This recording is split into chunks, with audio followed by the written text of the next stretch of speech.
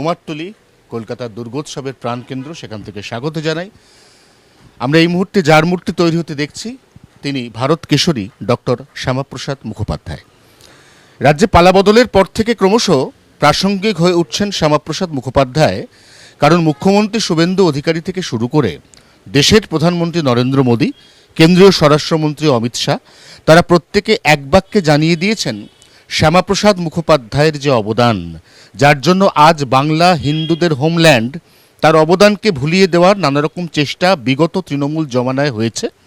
সেই চেষ্টাকে ব্যর্থ করে এবার পাঠ্যক্রমে শ্যামাপ্রসাদ মুখোপাধ্যায়কে অন্তর্ভুক্তির কথাবার্তা চলছে, এবং তার থেকেও যেটা বেশি গুরুত্বপূর্ণ সেটা হচ্ছে শ্যামাপ্রসাদ মুখোপাধ্যায়, তাকে সম্মান, তাকে শ্রদ্ধার তোড়জোড় চলছে কলকাতার নানা প্রান্তে, কারণ সোমবার 6ই জুলাই শ্যামাপ্রসাদ মুখোপাধ্যায়ের 125তম জন্মবার্ষিকী। এই মুহূর্তে আমরা কুমারটুলিতে মিন্টু পালের স্টুডিওতে রয়েছি এবং তিনি শ্যামাপ্রসাদ মুখোপাধ্যায়ের একটি আবক্ষ মূর্তি তৈরি করছেন। প্রথমে মিন্টুদার কাছে জানতে চাইব, মিন্টুদা, এই মূর্তি প্রাথমিকভাবে কারা বরাদ দিয়েছে, কি উদ্দেশ্যে বরাদ দিয়েছে? এটা দেশবন্ধু পার্কে আয়ারল্যান্ডে বসবে, মানে তাপস রায়ের এলাকায়। 5 তারিখে বসবে, 6 তারিখে উদ্বোধন আছে। আর একটা বসবে আমাদের পাটুলিতে। একজোড়া মূর্তি আপাতত করছি, আরও অনেকে বলেছে। তো এবার পুজো কমিটিরাও চাইছে অনেকে যে শ্যামাপ্রসাদ মুখার্জির জীবনী নিয়ে যদি কোনো দুর্গা পুজো করা যায় কিনা, সে নিয়েও আমরা চিন্তা ভাবনা করছি।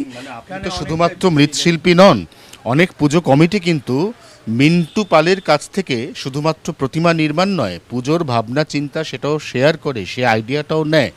এবং মিন্টু পাল, তার কাছে ইতিমধ্যেই অনেক পুজো কমিটি আগ্রহ প্রকাশ করেছে যাতে এই ধরনের শ্যামাপ্রসাদ মুখোপাধ্যায়ের মূর্তি এবং শ্যামাপ্রসাদ মুখোপাধ্যায়ের যে জীবনীকে এতদিন অন্তরালে রাখা হয়েছিল বলে বারবার অভিযোগ তুলেছে রাজ্যের এই মুহূর্তের শাসক দল বিজেপি, সেই মূর্তি এবং তার সঙ্গে শ্যামাপ্রসাদের জীবনী, এটাও এবারে কলকাতার দু একটি বড় দুর্গাপুজোয় উঠে আসতে চলেছে।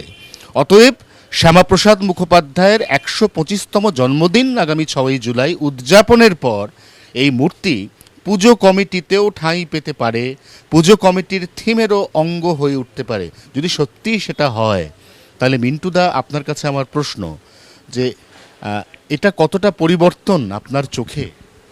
দেখুন, পরিবর্তন বলতে আমরা বাম জামানায় তো দেখেছি, আমাদের যে মনীষীরা আছে বাংলায়, সেসব মনীষীরা কিন্তু অবহেলিত হয়েছিল এতদিন। তারপর আস্তে আস্তে পরবর্তী সরকার এলো, কিছু মনীষীর মূর্তি ফুর্তি বসানো হলো, কিন্তু যিনি সনাতন ধর্মকে নিয়ে বাঁচানোর জন্য অনেক কিছু প্রয়াস করেছেন, আজকে বিজেপি গভর্নমেন্ট বলুন, আজকে প্রধানমন্ত্রী নরেন্দ্র মোদী বলুন, ওনারা কিন্তু সবসময় শ্যামাপ্রসাদ মুখার্জিকে একটা প্রাধান্য দিয়েছে।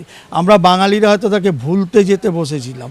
সেই জন্যে আমার মনে হয় এরকম যদি একটা মনীষীর মূর্তি করা যায়, কেন শ্যামাপ্রসাদ মুখার্জি হিন্দুদের কাছে কিন্তু একটা বড় গুরু বলতে নিঃসন্দেহে। এবং বারবার যেটা মনে করিয়ে দিতে চাইব, যেটা বারবার রাজ্যের শাসক দল বিজেপি মনে করাতে চাইছে, সেটা হচ্ছে আজ এই কলকাতা, এই পশ্চিমবঙ্গ, এখানে সনাতনী হিন্দুরা নিরাপদে রয়েছেন।